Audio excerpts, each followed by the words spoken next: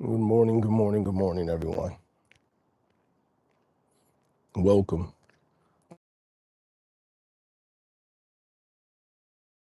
'26.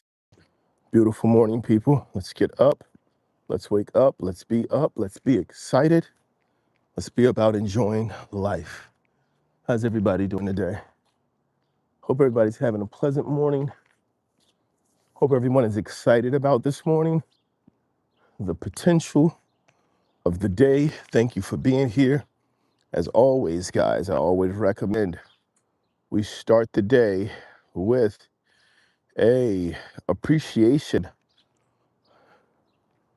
of what makes things great, appreciation of the opportunity. Let's be positive, let's be blessed. As always, check in.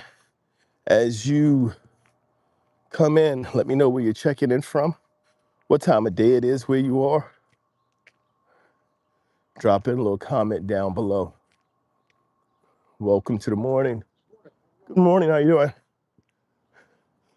Let's get into the day. Positive attitude, positive energy, positive outlook. Let's build. Let's be realistic about our endeavors, actions, thoughts, and behaviors.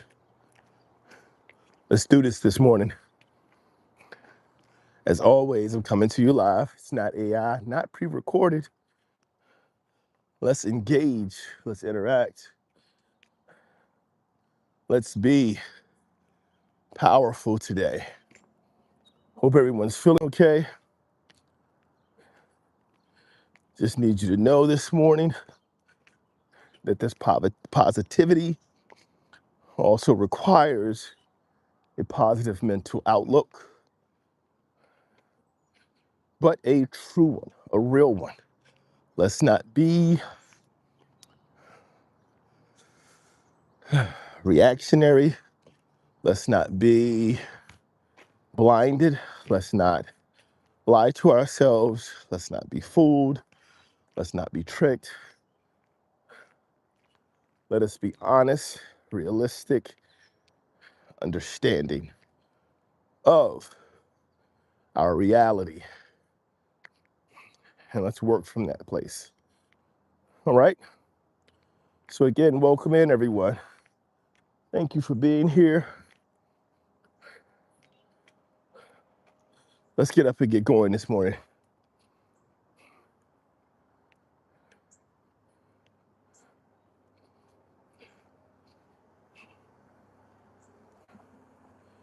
As you check in, guys, make sure you drop in down below where you're checking in from, what time of day it is where you are. Share your thoughts.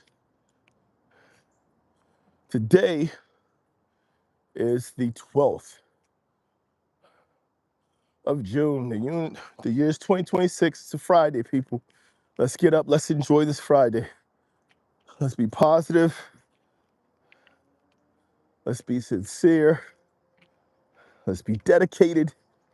All of those catchphrases about today. But let's be real, people. Good morning. Welcome in. The key to being real, what I mean when I say let's be real, realism starts with you. It doesn't start with people outside of you. It starts with your dedication to the things you say you want to do, the person you say you want to be. It starts with your commitment to your day. I'm doing great this morning. I'm doing great every morning. It is exciting to be blessed, to be alive, to be breathing. Let's appreciate it, people. Wow, that's a long statement. uh, uh, uh.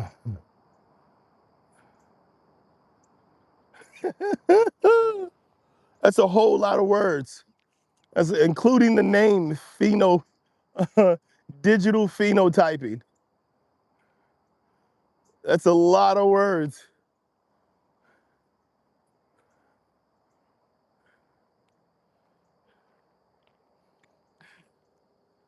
Mind control. You're being controlled, people. I think that Carmelo is spelt with a K. I think you're trying to say Caramello. Blessings, good morning to you. By whom? Follow the money, people. Always follow the money. Why aren't you walking? Gutierrez, why aren't you walking?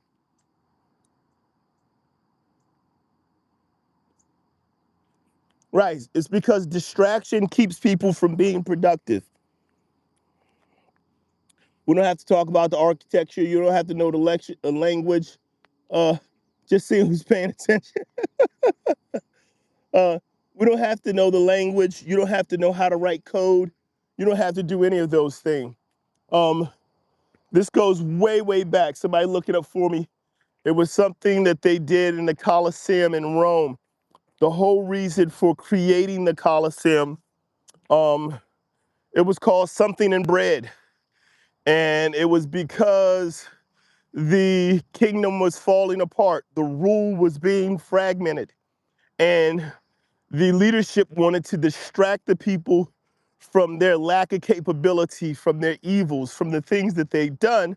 And they said, let's distract the people. And it was called, gains and bread, something and wine. I can't remember the exact term. I need somebody to look it up for me. But it was the process of distracting the people, because distraction is key. There are millions of channels on YouTube. There are billions of users on YouTube. I believe bread and circuses, thank you very much. I believe that fewer than 1% of the people who have YouTube channels, or fewer than 1% of the channels actually put out content, which means most people are consumers. Even if you're watching, you have the opportunity to just post something you like. If you're just willing to say, I like something and I'm going to share it, you go from just being a consumer to being productive. Overall, distraction allows for money to stay above where you are. So what has happened over time is they've made more and more things to be distraction, right? And that distraction allows for more and more people to be involved, right? So when you have something of value to you, that's why they create more and more sports. We keep getting sports, right? We have 3 or 4 basketball leagues. We have Major League Soccer. We have women's soccer. We have lacrosse. It's just how many ways can we distract you? Now, a lot of the people may say, oh, well, no, these are just people who are trying to be professional. They're making money. I agree with that. I didn't create that. I agree with that. There are people who are looking to make money, people who are being productive and creating outlets. But that is because as humans, we crave, or the body has learned to crave distraction or entertainment. And the belief we've been taught for so long that the ability to be distracted is a sign of wealth. The freedom to do nothing is a sign of wealth. The ability to choose to not be involved, to not be engaged, is itself a sign of wealth. And so people wear the badge of, I paid $5,000 for these courtside tickets, because it's a sign of wealth, a sign of wealth. I have courtside seats. I travel. right? And not everyone views the same thing as being wealthy. However, being distracted is a means by which those who have wealth and those who seek to acquire more wealth have a way of doing so by putting things in front of them. We don't talk that way. Of course you do.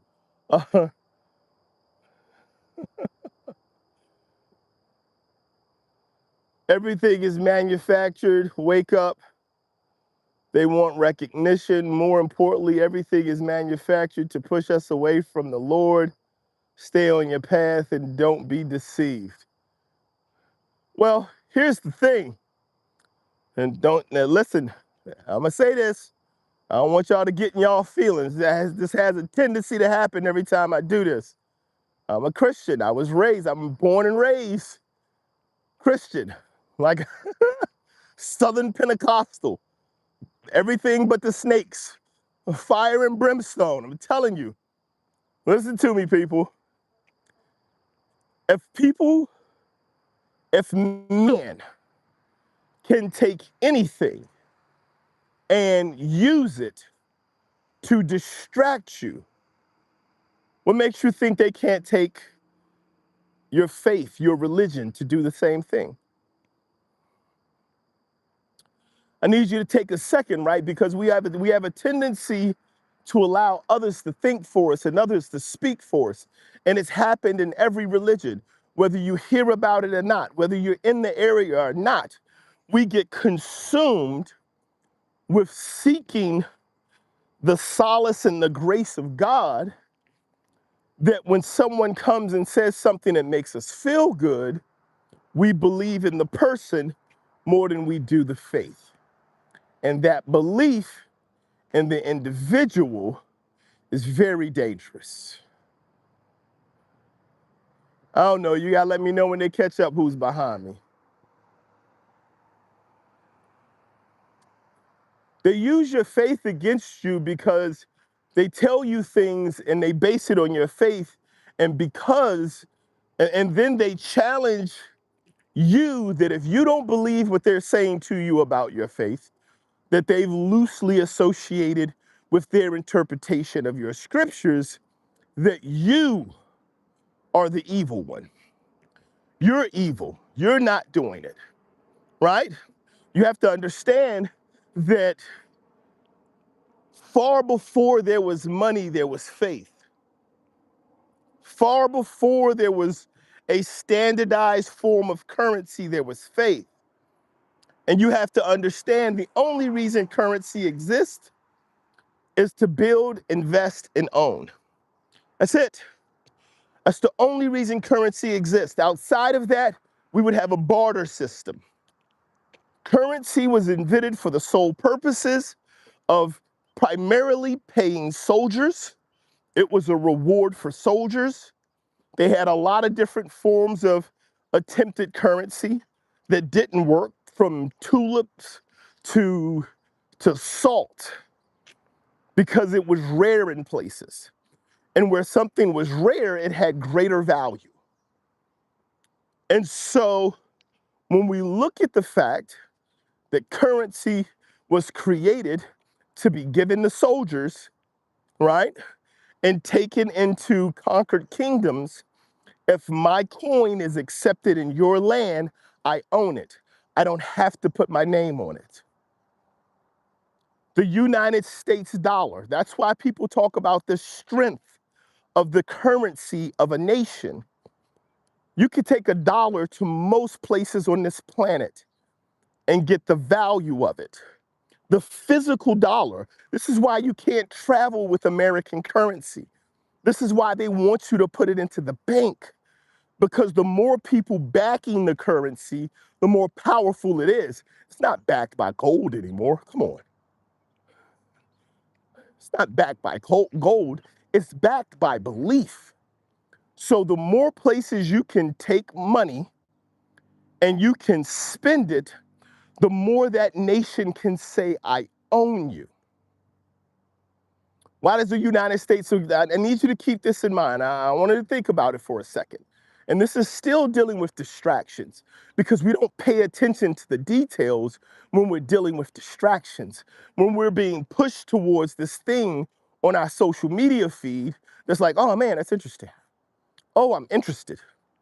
We found the exact words, the exact color, the exact sound, the timing, the time of the day. We found all of those things that will push you towards this feed that we want you to see, right? And so when you have that, you have, which is the phenotyping that was mentioned before, you have this created distraction. Godson said, morning, brother. Have to read for yourself soon as you put your faith in man, your error. Exactly, I agree, absolutely. Eastern Orthodox, you will find the fullness of Christ. I was a former Protestant. No Orthodox church near me, sadly. Very willing to go through. Okay, great conversation about faith, gentlemen. But the point that I was trying to make in terms of the distractions and in terms of why currency was created and how man can take your faith and try to use it against you is this. When America invades other countries, right? The war on drugs, in the Middle East, is long before America, lots of other conquering nations did the same thing. They went in and they were like, we're gonna take everything of value. Now, before there was a currency that said, we are the dominant currency and our currency means the most, there was gold and art. And so in order for people to, when people would go out to conquer, and you could go back through histories, they would plunder. Plunder was important because you needed to take the riches of one land back to your hideout, back to your central location. You needed to transfer the riches and the wealth of that land to yours. When you did so, you were able to say, we are wealthier now.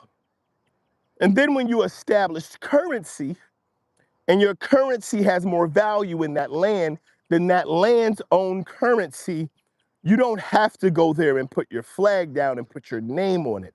It represents you. For those of us here in the United States, the reason they don't want you traveling across the Mexican border or the Canadian border or flying out the country with $10,000 in American cash is because it goes further. If you have $10,000 in a bank account and you fly out of this country and you go to use your little debit card or credit card or whatever it is, it's going to have $10,000 in value. Years and years ago, what was it? Everybody wanted Deutschmarks or something like that because the value was intrinsic. It was locked in. It was paper. It's $100,000 in Deutschmarks. That's $100,000. That's going to get, look, that thing is valid. That sheet, you take it somewhere, you can sell $100,000 Deutschmark for $120,000. That's so when you have cash, you have American currency, and you take it into another country, and it's $10,000 in cash, and you walk there, and they have the price on something, and they say the cost for this thing is $2 in cash, right?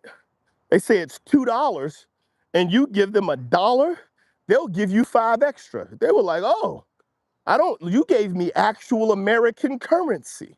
You can get $10 worth of this stuff because I don't have to try to convert the currency of this country into some other type of currency.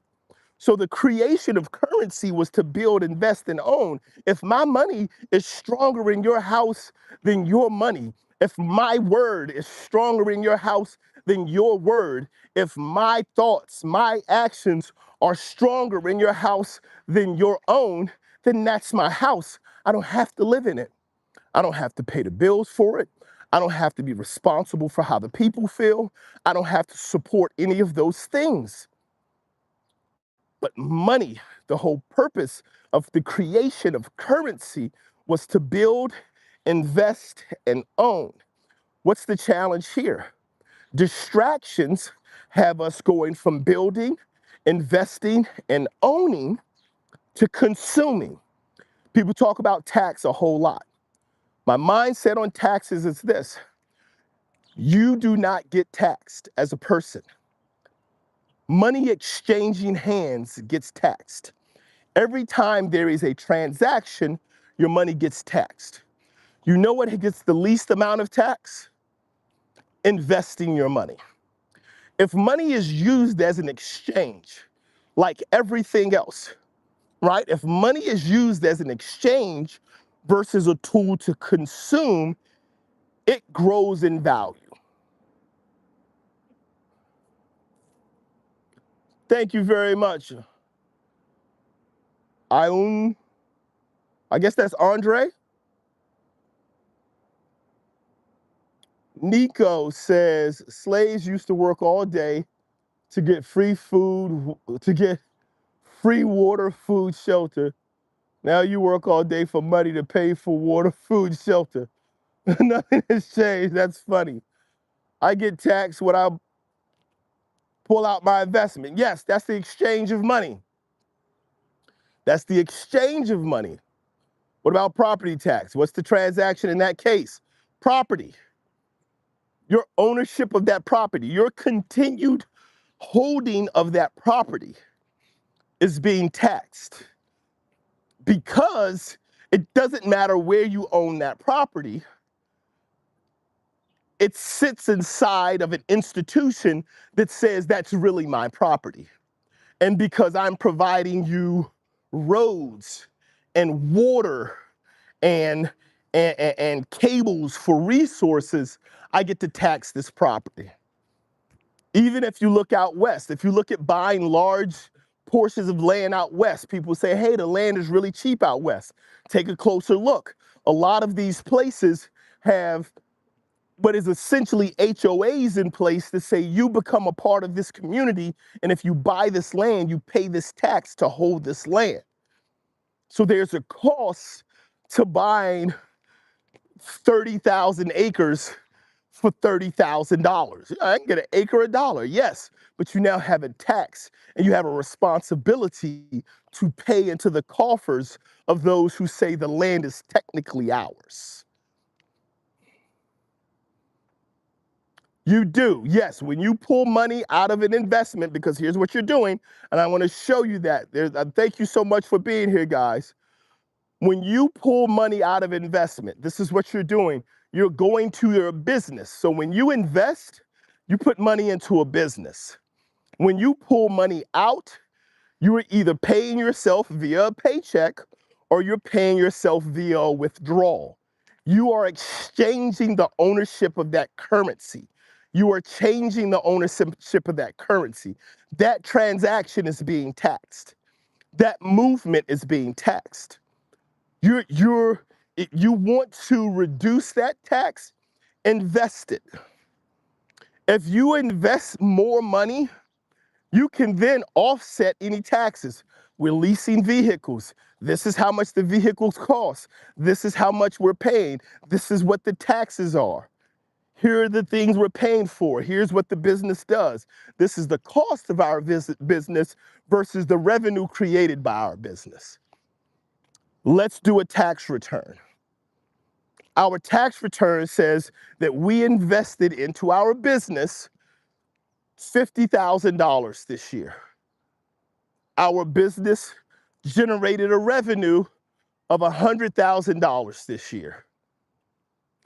Our books, based on the loans that we have and the things that we've leveraged, show that our current output and our expectation of output has us upside down. So once we paid off our cost and our investments, we now show that we're working at a deficit. We didn't make profit this year. Here's what most people do. because of how tax works with money. It's not about you, it's about the money. There was a reason that the tax code, they added things to the tax code. Watch this close.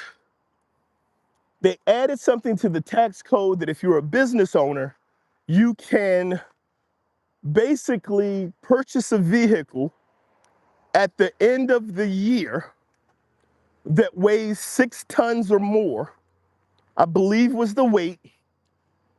You can purchase it, even if you finance it. The finance will be used, give me a second. Even if you financed it, the total amount of that could be written off in that year, right? So since the total amount of that could be written off in 1 year, and then the following year, you could transfer that to personal ownership for yourself, it's offsetting profits. My business is about to make $100,000 profit. My business needs a new SUV, luxury. So what we're looking at is we're looking at the fact that the transaction, the exchange of money, what happens when I take this $100,000 and I invest it in my business for a vehicle that we need for travel that I can convert at no cost to me to my personal use the following year. I'm offsetting taxes. I'm offsetting costs. Look closely. I'm not saying that ultimately you don't get taxed as a person. Theoretically, taxes are not on labor. Taxes are on the exchange of money. We exchange our time for money. When the company goes to give us money, the country says we want a portion of that. We can offset that by saying, I want to invest more of my money than I take home. I get a $5,000 paycheck. I want half of that to go into pre-tax investments. I just want to move as much of that as I can into pre-tax investments, which is why changes to the tax code allow for you to put more and more money into investments, specifically in the stock market. Why? Because here's what people don't know about stocks. The reason you want to put it in the stock market is because, as I said before, currency is based on confidence. How do you establish confidence? You get people to participate. The more people participating, the more value you have. So that currency is the same way. The more people putting their currency, putting their hard-earned money from wherever into your system of currency exchange, the more value it has. Most companies do not make money off of selling their stock.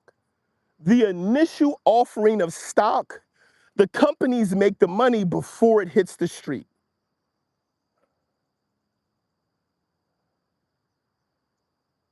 I'm gonna be with you in a second, Ryan, because we can touch on that.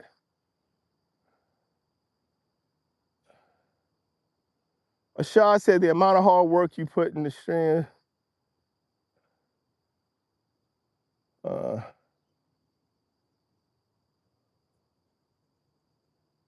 have no idea what that's about. Okay, so here's the thing. More money in the system, more confidence. More confidence means more people investing, means greater value. The initial offer of stock, for those of you who work in the financial industry, you're gonna understand, give me a second.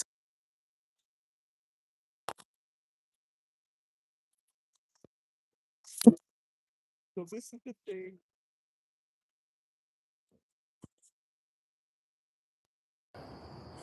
All right, so Armin, okay, so here's what I mean about they make money before they make money before the IPO. When a company decides, hey, I want to sell or I want to take my company public and I want people to pay and I want to raise a certain amount of money. Give me a second, guys. It went kind of crazy on my camera. I want to make a certain amount of money. When that becomes the situation, what has to happen? Dude, did I break my phone? Well, I feel like I broke it. What happens with the IPO, hold on a second, guys.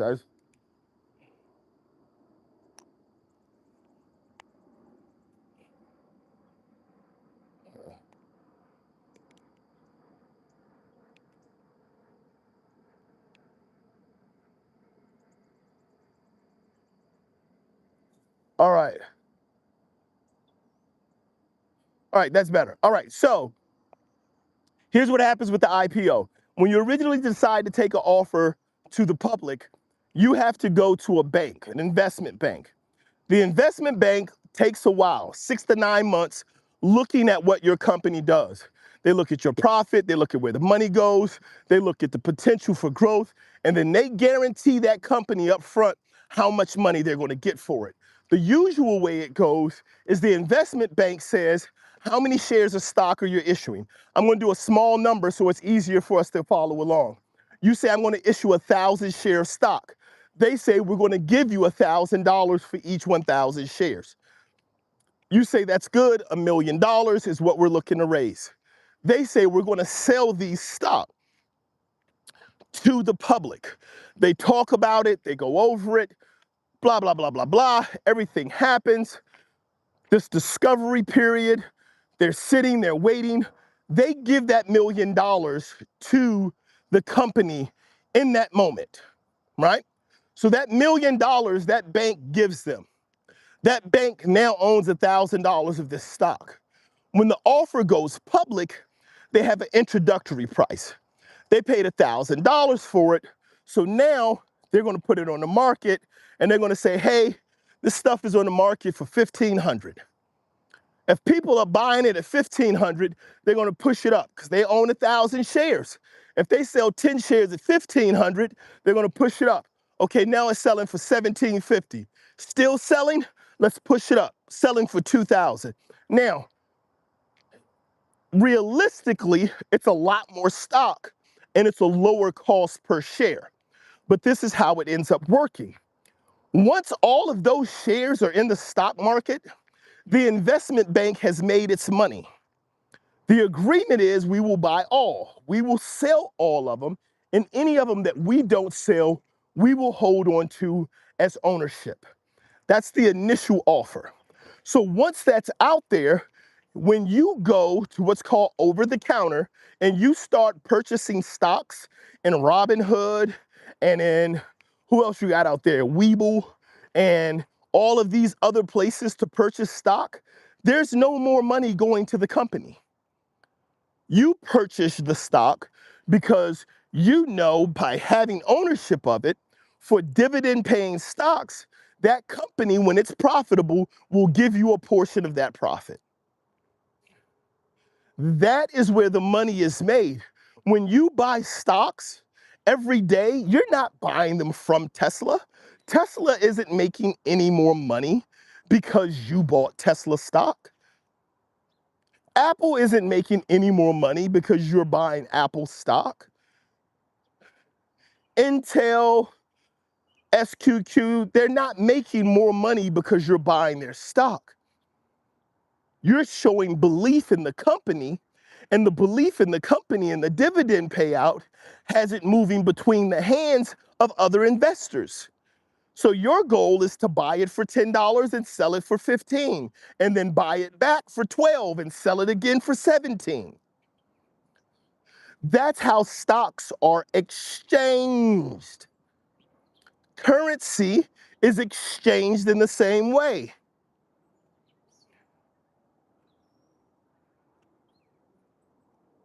So what are we doing? What are we trying to figure out? What are we trying to come across?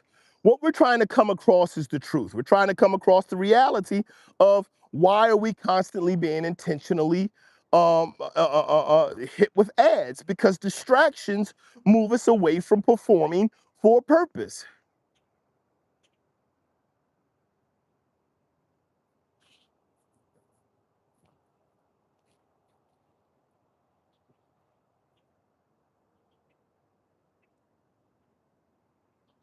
I don't know. Why are you so angry? It's crazy.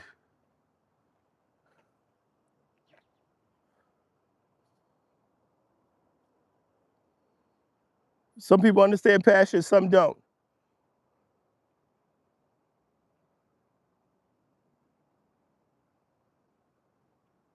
Too many ads, guys. Let me see if I can change the ads. Give me a moment. I would love to be ad-free, to be honest. Uh,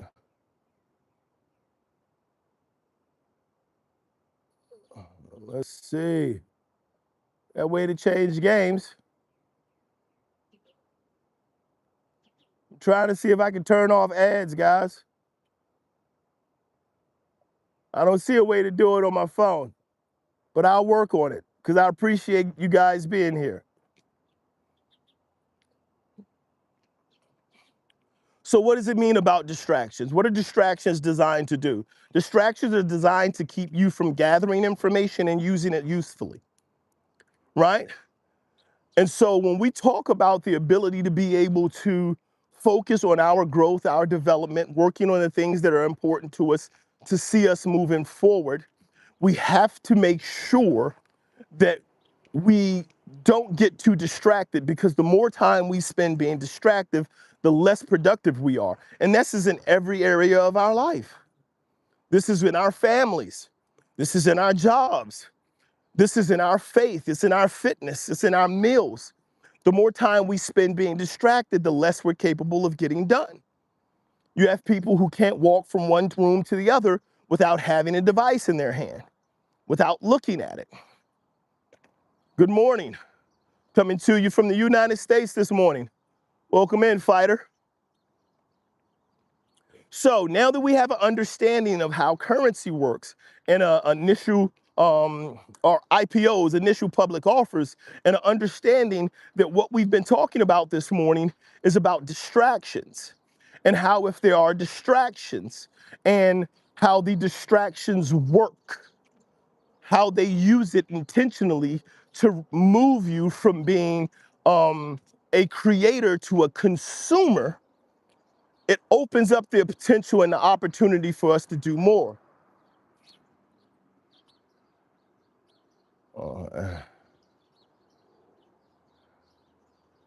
So Ryan is asking about his boss and about his boss's commitment to her family.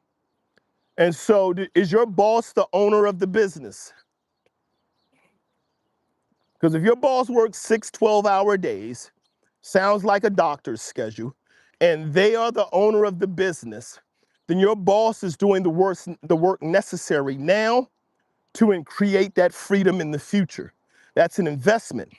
It's not a distraction. It's an understanding. It's an agreement. When you have a family and you're working on these things and you know, I'm investing now so I can have this freedom later. I'm investing, so I don't believe in sacrificing. I don't believe in the term sacrificing for what we do as humans. I believe in the investment. Now, I'll tell you what a lot of business owners do, which can set them back, is a lot of business owners have a difficulty in letting go. So 2 things that can make your business more difficult than it needs to be. If it's a doggy daycare, 1, you don't trust people to provide the same degree of support that you provide, which means you underpay your staff or you don't hire staff and you believe only you can do it. And because you have this belief that you're the only one who can do it and do it correctly, you don't invest appropriately. And so if you're making $100,000, you would much rather charge your customers less, take the $100,000, work 6 days a week, 12-hour days, because you don't believe any Tom, Dick, or Harry that you hire and put in there is going to treat and respect your business in the same way. Or 2, they undervalue their service. I don't believe my service is worth as much. I don't believe what I provide can be charged, whatever is charged an hour, I don't believe I can increase that price by 5% or by 7%. so I can bring on additional help. Only I can do this. Only I have the ability to do this. Only I have the knowledge. That's different. That's not a distraction. That's understanding how business works. That's a business conversation. It's one I can have and one I can help with. But that's not about distraction. That's about understanding the goal and how to get there. Welcome in, Australia. Good to see you. I didn't steal your purse. I stole what was in it. I left your purse at the corner. Welcome in. Thanks for being here. You're investing and risking, hoping for success, but realizing it might never flourish. It can fall apart. Are you talking about Ryan's boss?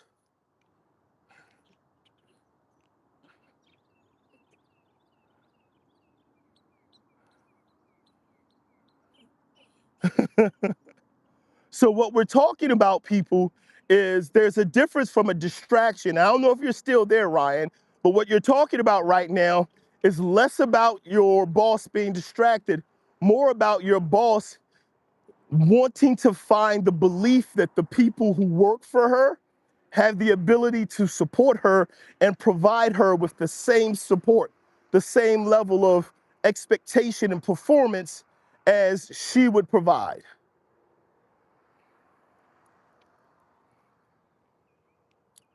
Yes, anyone creating a building, anyone creating a business, when you go into creating a business, you have to understand that that investment, that risk that you're putting out there, in order for it to grow, at some point you're going to have to let go. I worked for a gym. It was a small mom and pop gym. It was located in Prince George's County, Maryland. While working for this gym, Black-owned family gym, good morning, Sean, they had started to build a base. And again, I don't want to get too far off topic. They had started building a base of people who would come to this gym. It was open for 24 hours, had a very large location in the middle of the community. Um,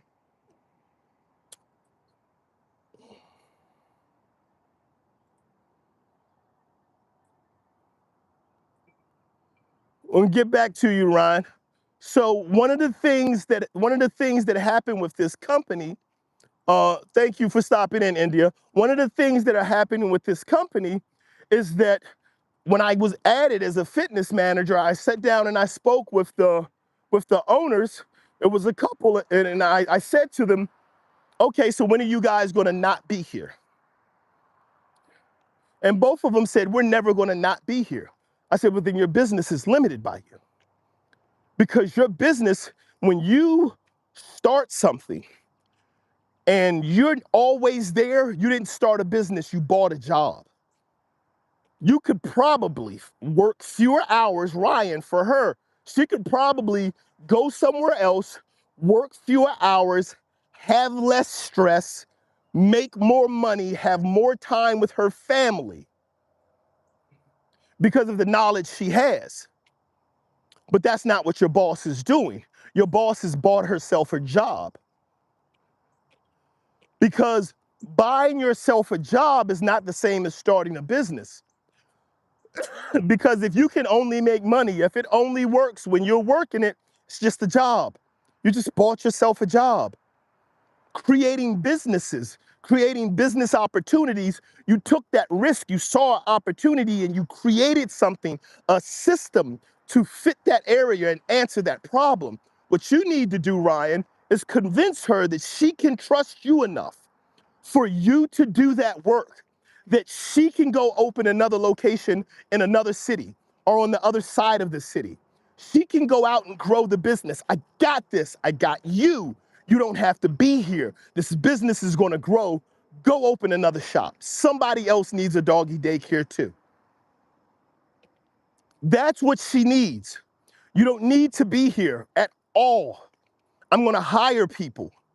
The business is going to make money. Go find more investors. See, your job now isn't to take care of the dogs anymore. And for a lot of people, they find something they love and they say, I'm going to do that versus working for someone else. And the belief is once you start doing that thing versus working for someone else, is you've broken free. And then you say, I don't mind doing this. I would do this for nothing. And that's what you end up doing. You end up doing it, not understanding the true value of it, and you're not prepared to go and start a business somewhere else. She has a great opportunity. Ryan, right now, the concern is, do you have the ability to convince her that she doesn't need to be there? That's the next step. They need to have people who are like-minded. She needs to be growing her business. She doesn't need to be looking for, if you're telling me that that's what where the business is and that's how it operates and it makes money, she needs to be looking for investors. That's different from being distracted. They're different conversations. The reality of it is, however, is that we're involved in making this thing happen.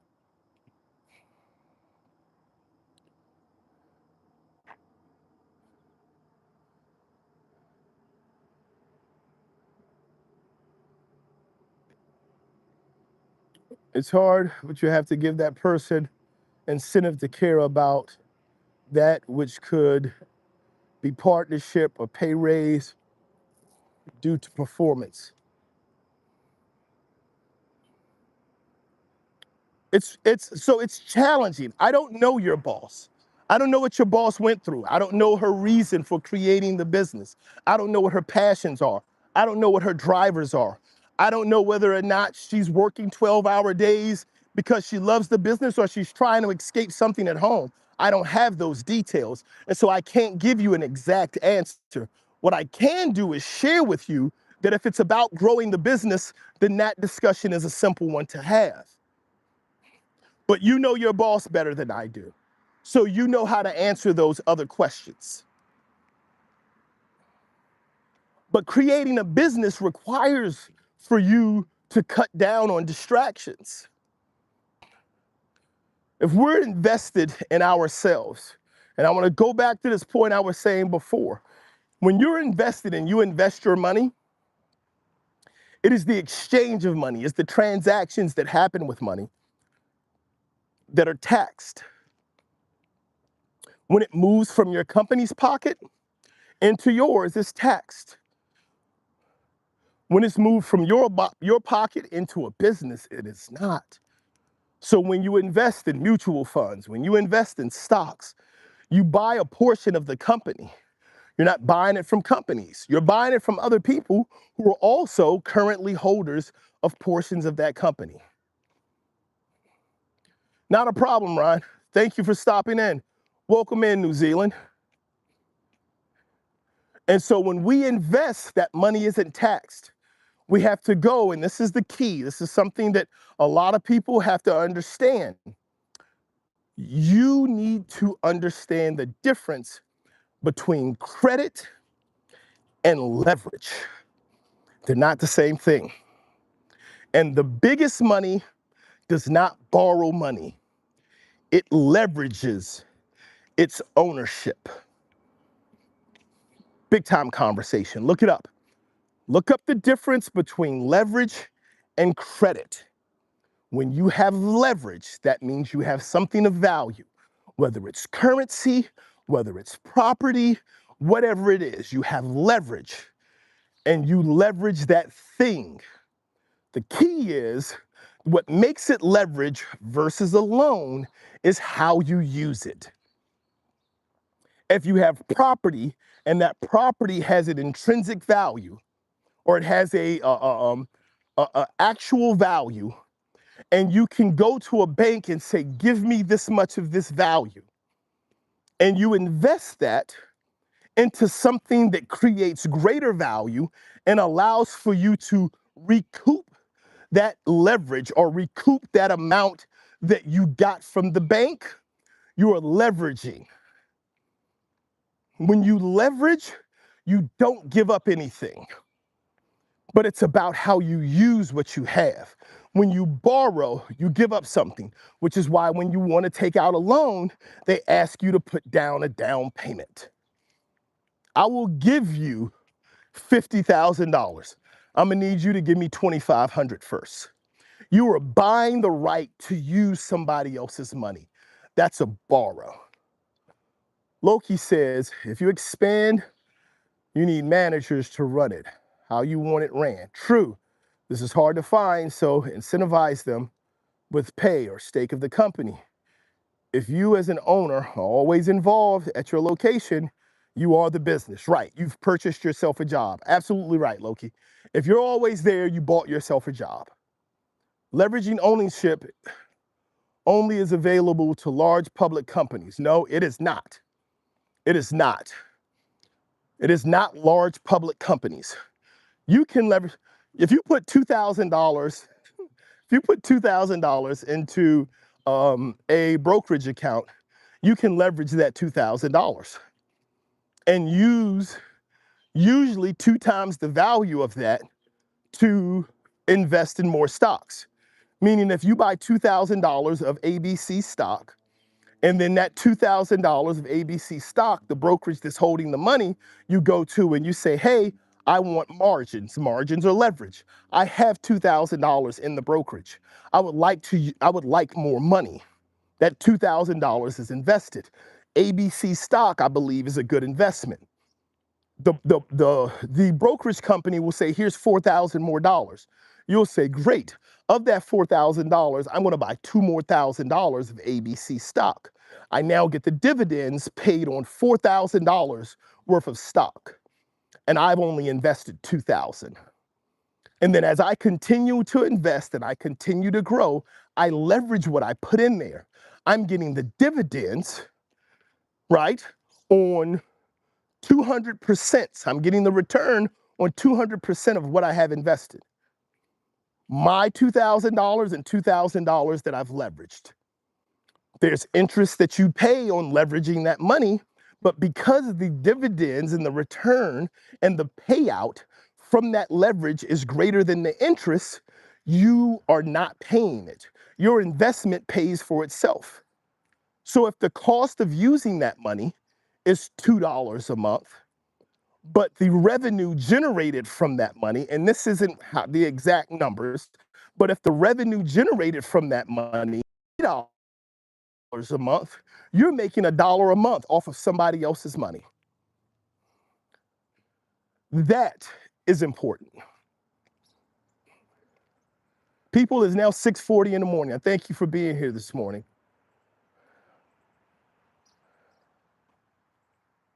Invest.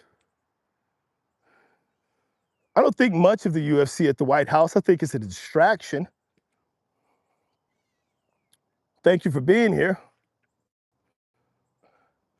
USA people, it's 6:40 in the morning. Thank you. Make it 10s. That's easy. Yeah, 10s are pretty easy.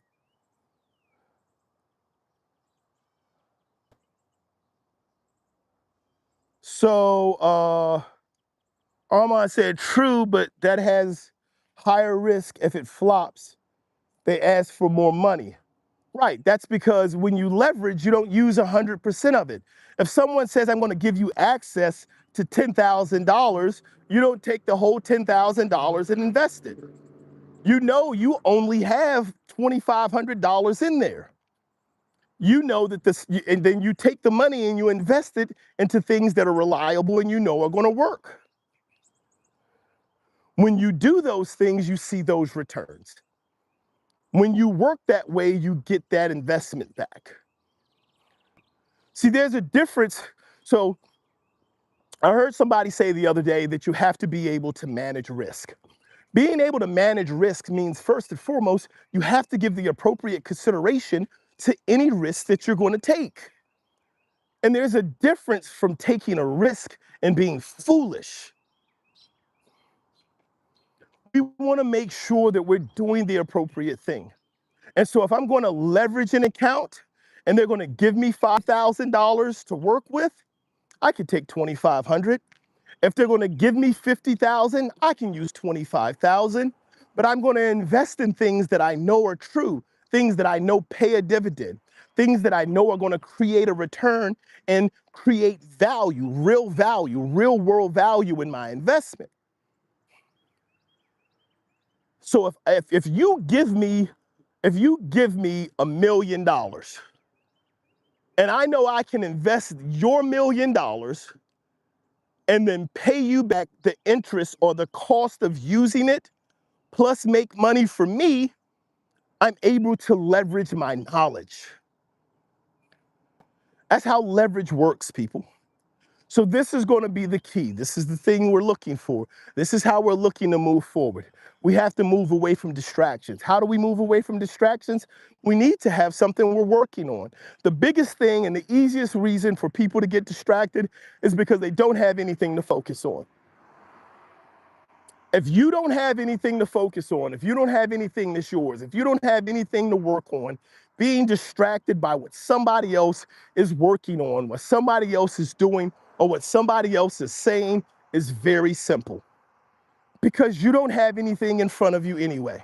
If you want to stop being distracted, you want to stop answering to everyone else's call, you want to stop having your life be the result of someone else's decisions, choose to do something and work on it. And then you do it with discipline. Discipline has 4 pillars: repetition, patience, consistency, and perseverance. You do those things, you will reduce your distractions, you will improve your productivity. I want to thank everybody for being here this morning. It's now 6:43, guys. I appreciate you stopping in. Listen, me and my wife started this journey on these YouTube channels. My wife about 3 years ago, myself about a year ago, a little over. I want you guys to continue to show up and support us. I appreciate you stopping in. Make sure you head over to my wife's channel, to our family channel. It's called The Baby Birds. The Baby Birds is a great place to see not only what I talk about, but how we implement it in our lives, how we go about being intentional in our behaviors and spending time with our children and one another.